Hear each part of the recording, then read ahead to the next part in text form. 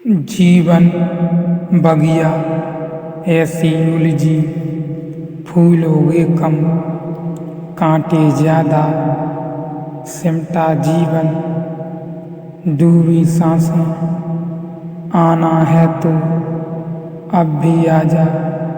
यदि आपने अभी तक पिछला अध्याय नहीं देखा है तो कृपया करके पिछला अध्याय देखें, तब ही इस अध्याय में प्रवेश करें। बिना पिछला अध्याय देखे यह अध्याय समझ पाना मुश्किल है। संतोष तो उस व्यक्ति को फलित होता है जो भरोसे की स्थिति बिल्कुल न होने पर भी भरोसा कर सकता है।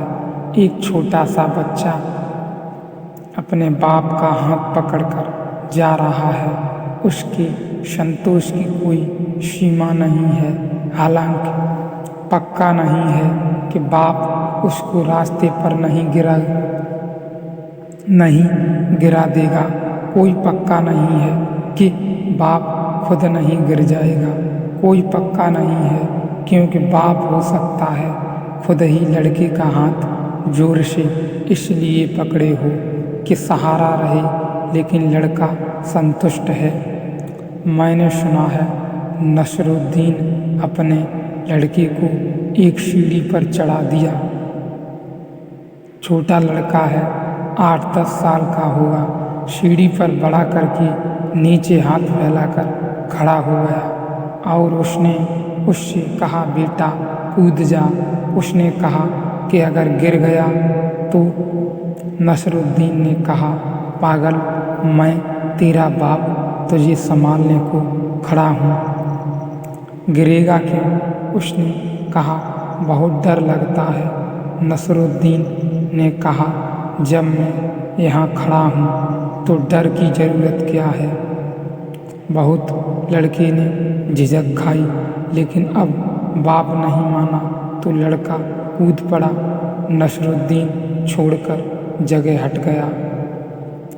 हटकर ही खड़ा हो गया। जमीन पर गिरा, घुटने टूट गए। उस लड़के ने कहा, ये आपने क्या किया? नसरुद्दीन ने कहा, वह तुझे जिंदगी का पाठ दिया। अपने बाप का भी भरोसा मत करना। इसमें भरोसा करना ही मत किसी पर सिवाय धोखेबाजों के और कोई नहीं है। इस मनोदशा का अगर भीतर प्रवेश हो तो संतोष संभव नहीं है। संतोष किसी व्यवस्था में संभव है, वह एक भरोसे की व्यवस्था है। असंतोष संदेह की एक व्यवस्था है। अगर दोनों साथ चाहते हैं तो कठिनाई खड़ी हो जाती है। एक मित्र, आप ये वो कहते हैं कि मुझे मृत्यु का बड़ा भय है। एक मित्र जो आए वो कहते हैं मुझसे, मुझे मृत्यु का बड़ा भय है, और आत्मा में मेरा कोई जरा भी आस्था नहीं बैठती कि आत्मा है। मैंने उनसे कहा, अगर आत्मा बिल्कुल नहीं है तो मृत्यु की क्या ज़रूरत है? आप मरे हुए हैं, अब और मरने को क्या बचा है? और अगर आत्मा में भरोसा है तो फिर मृत्यु के भी भय की कोई ज़रूरत नहीं, क्योंकि वह नहीं मरेगी। आप दो में से कुछ एक तय कर लें। अगर यह बिल्कुल पक्का आपका ख्याल हो गया है कि आत्मा नहीं, तो अब मृत्यु का भय अब बिल्कुल पागलपन है। जो है ही नहीं वह मरेगा क्या? आप खाली एक जोड़ हो बिखर जाओगे, और जोड़ बिखरेगा तो दर्द किसको होने वाला है? किसी को भी नहीं। एक घड़ी को जब हम बिखेर कर रख देते हैं तो किसको पीड़ा होती है? कुछ नहीं, सिर्फ जोड़ा था, बिखर गया। कोई पीछे तो बचता नहीं जिसको पीड़ा हो। पक्का समझ लें कि कुछ नहीं। आत्मा तो फिर तो आपको मृत्यु को कोई कारण ही नहीं। उन्होंने कहा, और अगर आत्मा है इसका कोई मतलब नहीं होता आप अपने मृत्यु के भय को कायम ही रखना चाहते हैं। अगर आत्मा है, उनका मतलब यह है कि मृत्यु का भय तो है ही। अगर आत्मा न मानने से नहीं रखा जा सकता है।